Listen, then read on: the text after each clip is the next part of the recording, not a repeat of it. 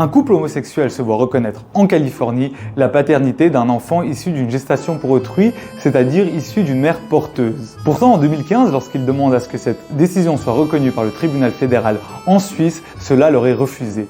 Alors que s'est-il donc passé? Eh bien, ce qui leur a été refusé par les autorités suisses, c'est ce qu'on appelle l'exéquatur. C'est-à-dire le fait d'accepter qu'une décision rendue à l'étranger déploie des effets en Suisse. L'exéquatur est possible en Suisse, sauf convention contraire, à 3 conditions cumulatives. La première, c'est la compétence des autorités qui ont rendu la décision. La seconde condition, c'est le fait que cette décision soit entrée en force dans son état d'origine.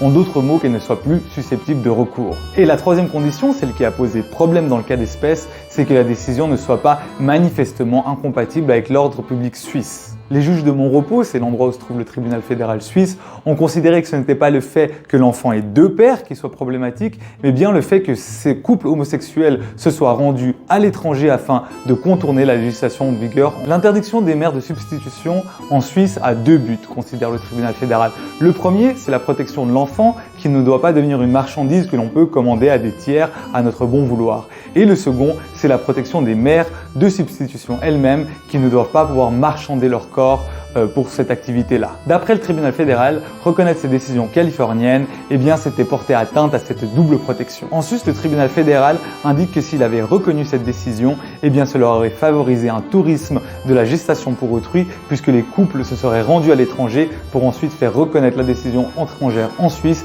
évidant ainsi la législation suisse de sa substance. Ainsi, le tribunal fédéral juge qu'il est contraire à l'ordre public suisse de reconnaître le père qui n'est pas lié génétiquement à son enfant procréé dans le cadre du GPA.